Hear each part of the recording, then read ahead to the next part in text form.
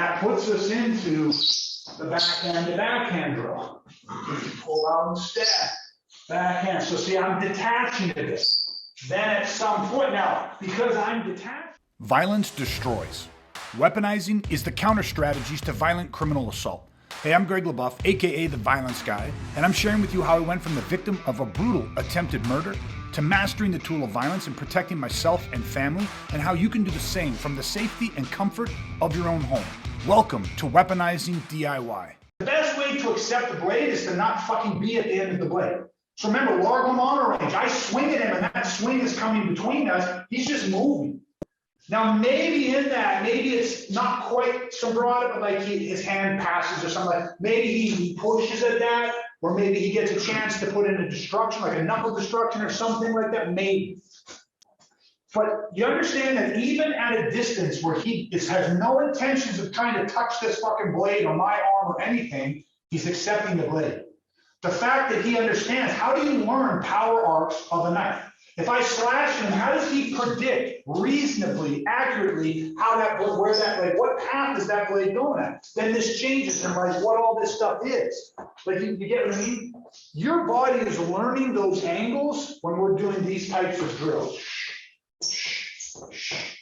Do you get what I'm saying? Like that's how your body's become familiar.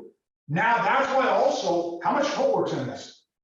A fucking ton, like very slowly, but when he picks this up, he moves. If all of a sudden I pull out and feed back here, see the movement? Well, back up for a second. How do you think he learns how to angle from that or from this? Because we've done this drill.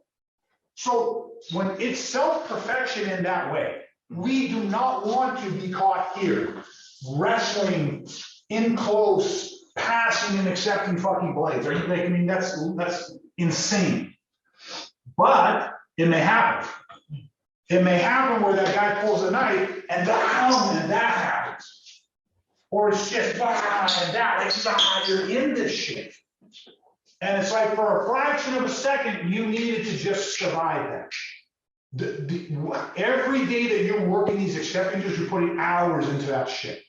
Also that visually some reflection catches your eye and that happens. Now the second this happened, he's gonna start firing fucking tools. You gotta remember, we're not doing any of that. I have the knife, he is stuck inside of the kill box, and we're teaching his body visually, building the attributes where he just has to flow and survive and flow.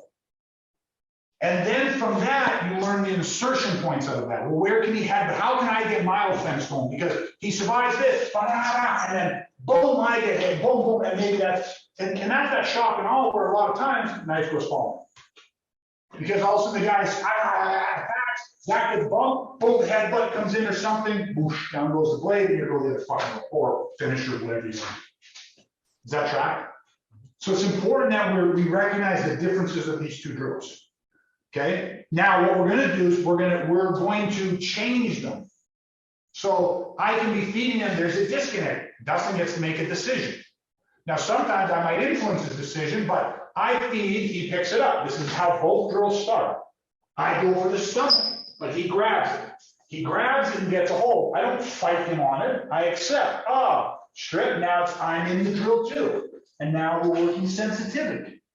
At any point in time, now here, let me just preface this. He has the ice pick. Right now, I'm not having him pull out and start feeding angles 1 and 2 because we just haven't worked that yet. It'd be the same fucking thing, we just haven't done it yet, so we won't do that. So because he's ice pick, when I'm here, because I'm going saber, I can pull out, go to the stab, and that puts us into the backhand to backhand drill. Pull out and stab.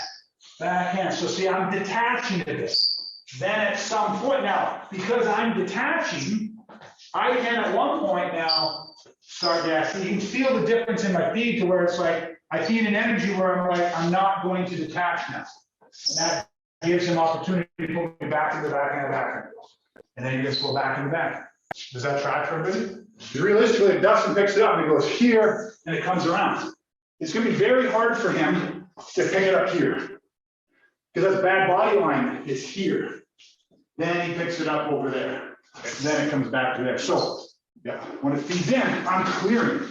It's here, then my hand shoots into there. Because this is the part that's fast. There, then it's in there. Because all I'm doing is here, if it came up here, I'm back here. Like if I didn't miss the grab, just something's gotta come over top. So whether I can go here, or whether it comes up too fast, and I go here. If we're gonna have any chance, see where that still comes with it. Because that's, again, that's that hook back to that stuff. Not that, like, maybe that catches the blade, maybe it doesn't catch the blade, but it's this. See where that starts to come into play? If it happens to catch on the hand, I'd rather have it catch on my hand than on that. Only works if I say that won't work at all.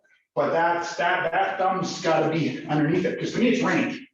It's here, and it's us doing this versus us doing, okay, right? So just make sure it's here, and you're in on this. Everybody should be able to get that hook when it's ice pick.